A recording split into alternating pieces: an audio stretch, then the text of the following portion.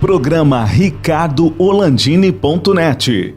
Oferecimento Safe Web, segurança da informação. Exatron, produtos inteligentes. Finger Móveis Planejados, o design europeu com a precisão alemã.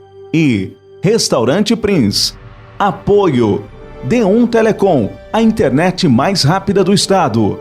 E Publivar On.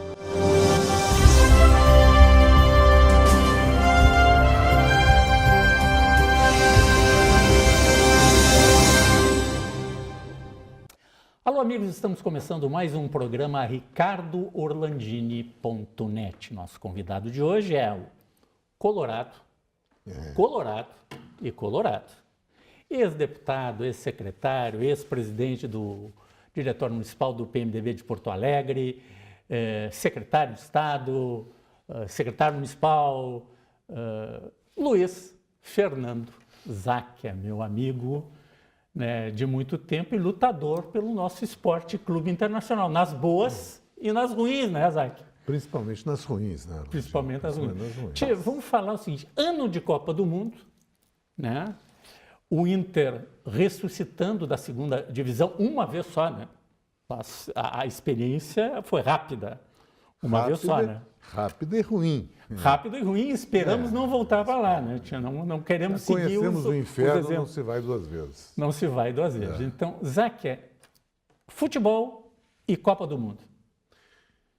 É um ano atípico para o futebol brasileiro, Landini, porque a Copa do Mundo, claro que esse é o grande evento. Todos nós vamos ficar extremamente atentos e olhando todos os jogos.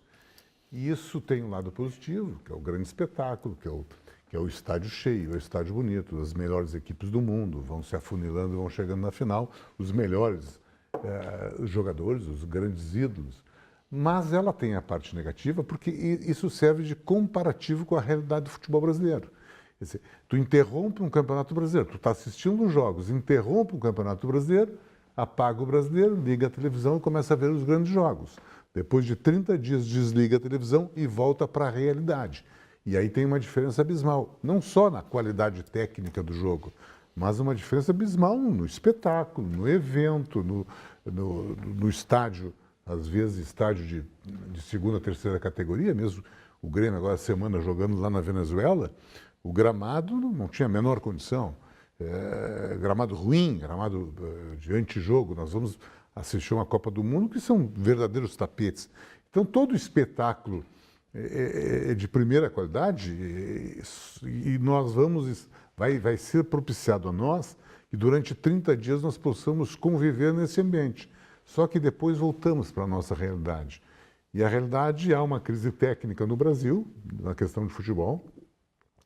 Aliás, quantos convocados são daqui que estão jogando aqui no Brasil? Estão jogando no Brasil. Dois? São três. O Cássio, o goleiro, que é o terceiro goleiro, que é do Corinthians, o Fagner, que é o lateral direito do Corinthians, e o Jeromel do Grêmio. Quer dizer, 3 em 23. Quer dizer, 20 estão jogando fora do Brasil. Fora. E isso que o Fagner, eu entendo que foi porque o Daniel Alves, que está jogando fora, se machucou. Mas veja, não ia ser... Nós estamos falando de 10%. Né? 10%. Mas há uma diferença salarial muito grande. Não é bem verdadeiro mais isso. A diferença técnica também, muito grande. Porque assim, um bom jogador vai embora pelo dinheiro. O Brasil hoje, e alguns clubes, e o próprio Internacional, paga para alguns jogadores quase que salários da Europa. Se não daquela primeira linha da Europa, mas... Sem dúvida alguma, da linha intermediária. Olha, foi jogador da Rússia, foi jogador da Ucrânia. E o Brasil hoje está os grandes jogadores do Brasil estão quase que nesse nível, nesse patamar. Então, isso mostra, primeiro, que há uma crise técnica. Não é só questão do futebol brasileiro. Se nós olharmos a própria eliminatórias, vamos ver que o desempenho da Argentina foi muito aquém. E a Itália? Eu digo aqui na América do Sul. Não, na América aqui. A Argentina, que tem tradição de chegar em Libertadores, de ser campeão de Libertadores, perdeu a Libertadores para o Grêmio, com um time que não é daqueles times de ponta da Argentina, perdeu a Recopa também depois, o Independente. A sua seleção foi se classificar no último jogo, numa eliminatória. Quer dizer, há uma crise técnica na América, Porque o jogador de 17, 18 anos, ele já vai direto para a Europa. Se nós pegarmos nessa própria seleção do Tite, o segundo goleiro, o Everton, né? Ederson, nunca jogou no Brasil. O Firmino, jogou ali ligeiramente no Figueirense quando menino e hoje é um dos jogadores mais bem pagos ou mais bem valorizados do futebol inglês, que é o futebol mais rico da Europa. Então, essa migração de jovens jogadores que vão, né, muito jovens para a Europa, faz com que a relação com o seu país, com o Brasil, seja muito pequena. E isso é ruim, porque nós não conhecemos. O próprio caso vamos pegar na Argentina, o Messi, né? O Messi quanto tempo jogou na Argentina? O Messi foi menino para o Barcelona. Isso. Foi, com idade infantil. O próprio jogador do Flamengo, o Vitor, ele foi vendido para o Real Madrid quando tinha 16 anos, vai ficar no Flamengo até o ano que vem, quando completa 18, e vai para o Real Madrid. Os olheiros estão chegando muito cedo nas escolinhas de futebol, né? Mundo afora, né? E principalmente o Brasil, que é o grande celeiro. O Brasil é o país que mais exporta jogadores para a Champions League. É o que mais jogadores foram, que participam, estrangeiros na Champions. É o país que mais vendeu, mais transacionou jogadores para o mundo afora. E é um celeiro natural, não só pelos seus resultados, mas pela formação permanente de jovens jogadores. Então, hoje, esses grandes clubes da Europa já começam a bancar escolinhas no Brasil afora, para que já comece a criar uma relação desses meninos com 10, 11, 12 anos com esses clubes. É muito barato para eles, para o Paris Saint-Germain, para o Barcelona, para o Real, para o Manchester, eles manterem uma meia dúzia de escolinhas no Brasil, pagarem bons profissionais, darem uma estrutura, e daqui a um pouco estão pegando 2, 3 jogadores, jovens jogadores, e levam já para os seus clubes. O investimento é muito pequeno para o resultado que possa ser dado. O que vale um Neymar? O que vale o Felipe Coutinho? O que vale o Paulinho? São transações muito já caras. Se fala agora numa possível transferência do Neymar por 1 bilhão. 1 bilhão. São números absurdos. Incompreensíveis, né? Hoje, eu pego o exemplo aqui do Grêmio, o Arthur, que é um excelente jogador, não tem a menor dúvida, mas o Arthur não tem 1 ano de profissional do Grêmio. Eu digo profissional titular.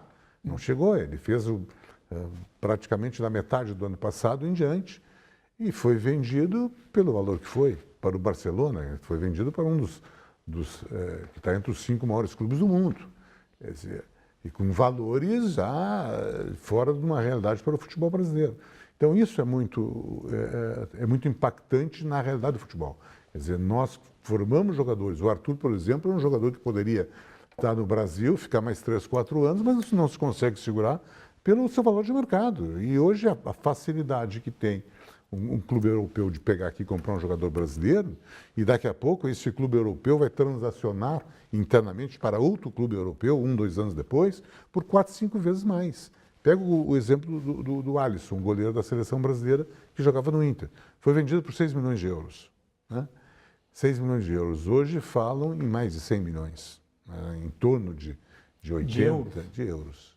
E ele ficou lá meio ano na reserva do Roma e está titular agora o outro meio ano. Quer dizer, é um jogador também com pouco tempo de Europa, mas já entrou no circuito europeu, já se adaptou, já foi reconhecido e valorizado, o seu valor já multiplica, quer dizer, já passa a ser um valor de Europa. E já que tu falou do Roma, não podemos esquecer do grande desbravador que foi o Paulo Roberto Falcão, aqui do Internacional, grande ídolo do Internacional, que foi para o Roma, que não era um time na Europa, era um time de uma tradição na Itália, um time de uma condição financeira razoável, que pagou, na época, pela aquisição do Falcão, 3 milhões de dólares, e era uma fortuna.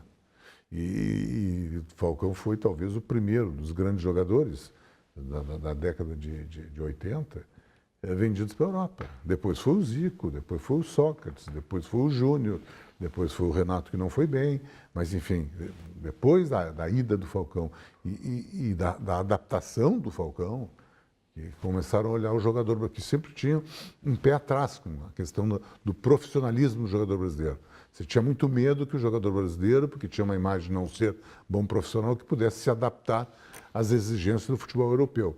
E o Falcão, que é um sempre foi não só um jogador, mas um cidadão diferenciado, se adaptou muito bem, teve o sucesso e isso abriu porta para que outros talentos brasileiros pudessem ir para a Europa. Alguns vingaram, outros não. Tanto que o Falcão acabou fazendo uma carreira brilhante até hoje, né? Seguindo o futebol, mas não mais jogando bola, mas um cara que é reconhecido nacional e internacionalmente. Tu vai hoje na Roma, há quase 40 anos depois, tu fala em Falcão, a identidade do Brasil, do internacional. Eu tive essa experiência. Fala que é de Porto Alegre, fala o Falcão. Eu entrevistei há uns dias atrás o cônsul-geral da Itália, aqui no Rio Grande do Sul, Nicola Cupinti, e ele é romano, torce pelo Roma, né? Até estava falando, que jogão que foi aquele, que não imaginávamos que ia acontecer aquilo aí. Agora ele já previa que não ia repetir o score. E quem ele lembrou? Paulo Roberto Falcão, né? Que talvez nem tenha visto o Falcão jogar. Isso. Eu não sei qual é a idade do cônsul, mas muita gente não viu o Falcão jogar. E é lembrado até hoje. Mas é lembrado como grande ídolo. E o Internacional, por conseguinte, em função do Falcão, é muito reconhecido. É muito identificado. Essa relação é muito forte. E o Falcão foi, sem dúvida, o grande precursor do futebol brasileiro, de bons exemplos, de bons resultados na Europa. Záquia falando de Copa do Mundo, coisa maravilhosa, vai. Começa daqui a alguns dias e vão cair na nossa realidade aqui, o nosso Esporte Clube Internacional. Não quero falar do Grêmio, hein? Não, até porque o Grêmio, se falar, você tem que falar coisa boa, né? Pelo seu momento único do Grêmio. O Internacional está muito complicado. O Internacional, eu acho que, claro que uma segunda divisão não é bom nunca para ninguém, mas existem bons exemplos na segunda divisão e o Internacional talvez teve essa dificuldade de se espelhar ou de poder avaliar. Eu pego o exemplo do próprio Corinthians. O Corinthians jogou uma segunda divisão, quando saiu da segunda divisão, no ano seguinte foi campeão da Copa do Brasil. E já lhe permitiu disputar a Libertadores do próximo ano. O Internacional, ele sai da segunda divisão, ele tem dificuldade na sua filosofia de futebol, no seu pensamento de futebol, na montagem da equipe. Então, sempre, nós estamos montando, nós estamos reformando, nós estamos reformulando a equipe. Isso foi um grande equívoco. Porque os exemplos bem-sucedidos mostram que a equipe que venceu a segunda divisão, dos clubes que a venceram, foi qualificada nos campeonatos seguintes, Campeonato Nacional, o Copa do Brasil, o Campeonato Brasileiro, e elas tiveram a condição de disputar título. Corinthians campeão, o Atlético Mineiro quase campeão, quer dizer, as equipes absorveram a parte ruim da segunda divisão, mas qualificado disputar. O Internacional não. O Internacional não entendeu bem como disputar a segunda divisão, tanto é que não venceu a segunda divisão, quer dizer, deixou de ser campeão para o América Mineiro, né? E veja bem, se o Internacional tivesse sido campeão da segunda divisão, ele teria entrado na Copa do Brasil nessa fase. Ele estaria somente agora começando a disputar. Não estaria fora? Não estaria nem fora.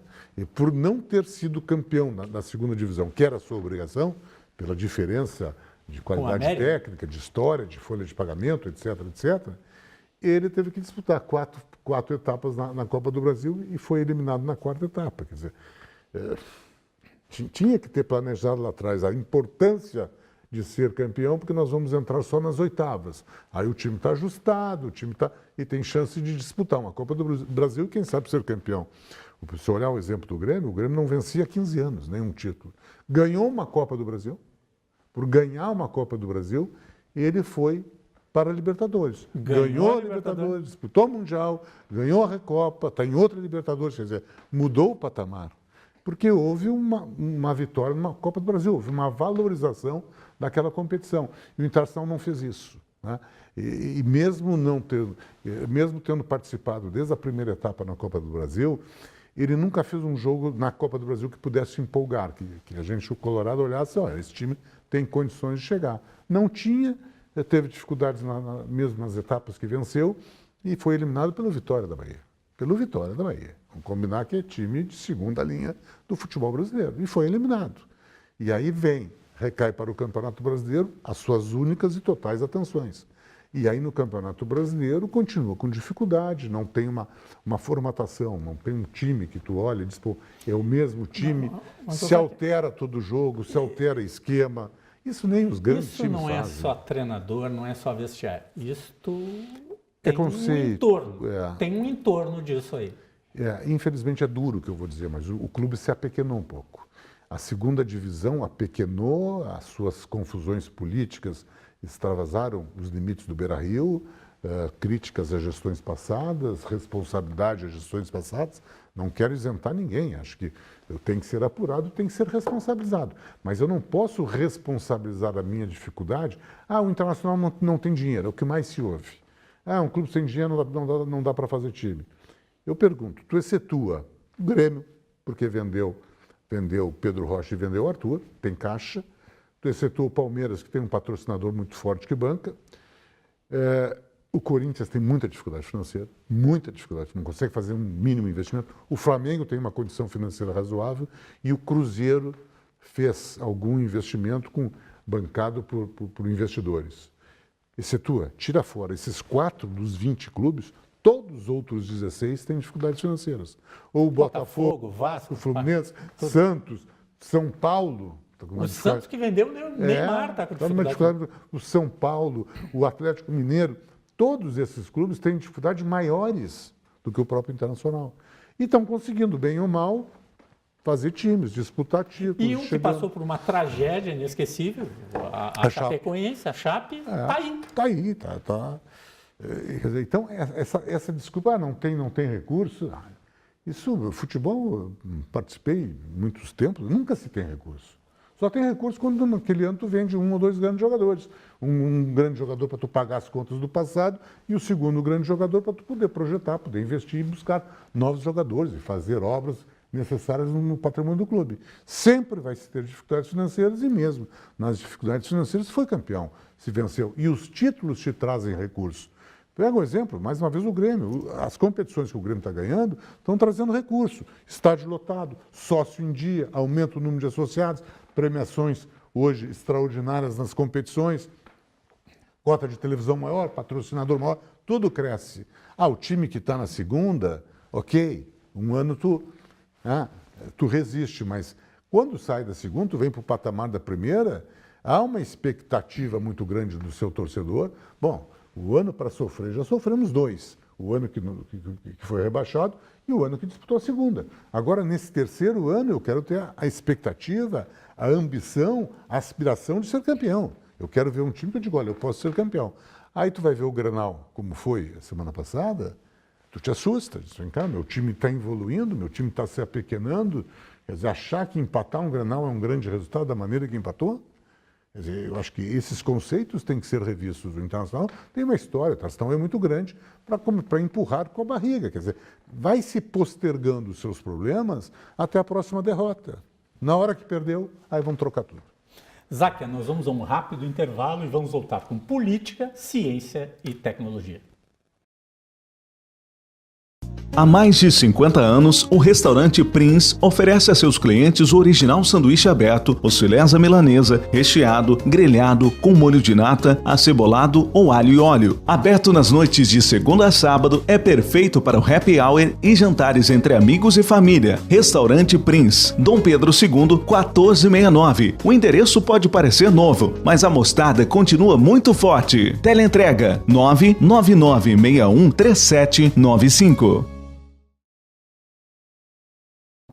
Voltamos com o programa RicardoOrlandini.net e está conosco Luiz Fernando Záquia, eu já disse, Colorado, e ex-deputado estadual, federal, secretário estadual, secretário municipal, ex-presidente municipal do PMDB, hoje ex-vereador, MDB, agora MDB, né? Já oficializado definitivamente, né?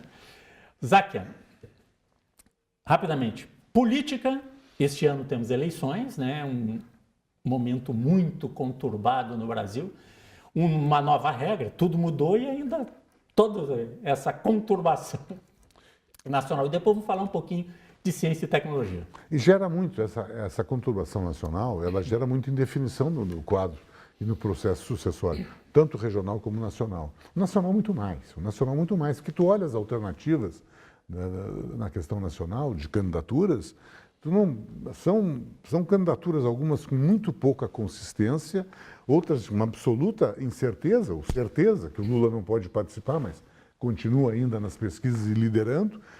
Nomes que poderiam, talvez, quem sabe, qualificar ou dar uma esperança para todos nós, que ali teriam quadros bons, não são candidatos. Então não se sabe o que vai acontecer. Os próprios partidos...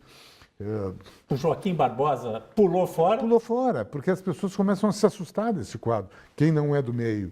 E assim, está uma grande confusão, Orlandini. Partidos que são antagônicos estão sentando para montar uma composição. O que o eleitor vai pensar? O que o cidadão vai pensar? Quer dizer, partidos que pensam diferentes, mas pela uma conivência, uma vantagem que pode ter no processo eleitoral, estão se aproximando. E isso causa uma grande, enfim, confusão em todos nós. O Rio Grande, a coisa é um pouco mais clara. Existem as posições já definidas, candidaturas já quase que colocadas, todas, na sua maioria. Tem novidades,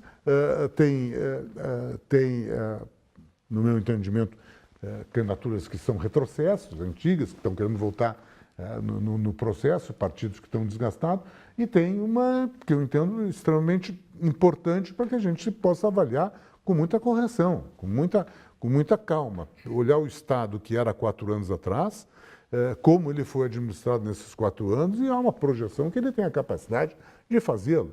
Teve muita dificuldade Sartori, não tenho a menor dúvida, não tenho a menor dúvida. Acho até, e digo isso com muita...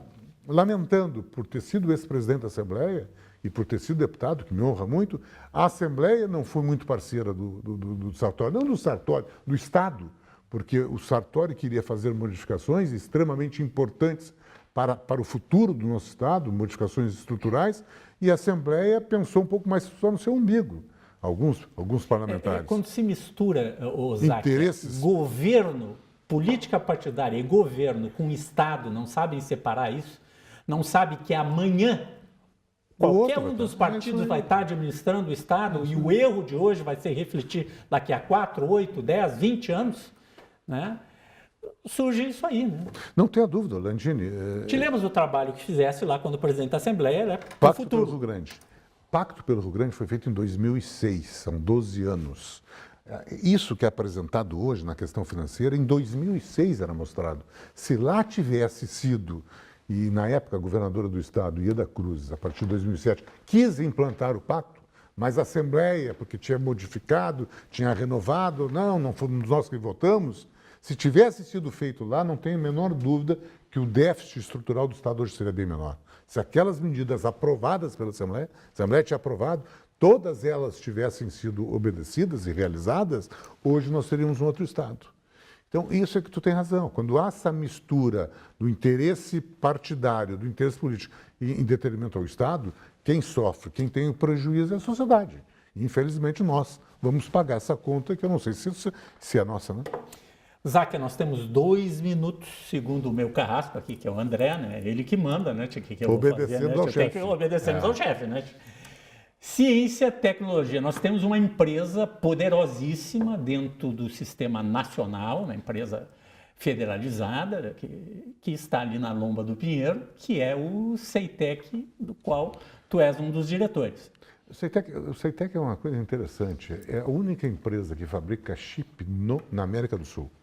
É aqui em Porto Alegre, ela emprega 206 funcionários de alta competência técnicos. Ela é de tecnologia de ponta. E vejam bem, Orlandini e os nossos amigos telespectadores, existe no mundo somente 5 empresas certificadas para produzir chip de passaporte. A Ceitec é uma das 5 empresas. A Ceitec pode produzir passaporte para qualquer país do mundo. Para os Estados Unidos, para a Alemanha, Inglaterra, para qualquer país. E isso é tecnologia de ponta. Isso é feito em Porto Alegre, é feito numa empresa e que, evidentemente, que ela está tentando, aos poucos, ingressar no mercado, que a competição é absolutamente dura e desleal pela China. A gente sabe como funciona isso. Mas que, felizmente, pela competência, pela capacidade dos seus técnicos, hoje a Ceitec já está num patamar, porque antigamente fazia somente o chip do boi, ficou famosa por fazer o chip do boi, que é o chip de rastreamento animal, hoje já desenvolve outros produtos que são cada vez mais, estão sendo introduzidos na nossa vida e com o carimbo de uma empresa brasileira. Isaac, é pouca gente sabe, né, isso que tu está dizendo aí, que o Brasil, além do chip por passaporte, está entre os 5, são poucos países no mundo que têm capacidade técnica de fazer qualquer tipo de chip. Nós estamos ao lado de Japão, de Coreia, de China, de Estados Unidos, alguns países da Europa, num clube que é pequeno, que não é vasto, né? Zac, muito obrigado por falar comigo aqui. Gostei de falar do nosso Internacional. Espero que tenha gente de visão dentro da diretoria, e não só da diretoria, fora da diretoria, para fazer uma composição para que resolva, pense no Internacional do futuro, e não de agora, e não jogar pedra só no passado. Vamos olhar para frente. O Internacional pode voltar a ser campeão, não só do Campeonato Gaúcho, mas pode seguir o caminho que o nosso co-irmão está fazendo, né? Eu acho que o presidente do Grêmio assumiu uma linha, um caminho, né? E ele pacificou internamente e daí vai construir. O Internacional tem que procurar seu caminho. Pacifica internamente e tem que novamente crescer como clube. Crescendo como clube, vai crescer seu time de futebol e os resultados virão. Zac, até uma próxima oportunidade. Prazer todo meu.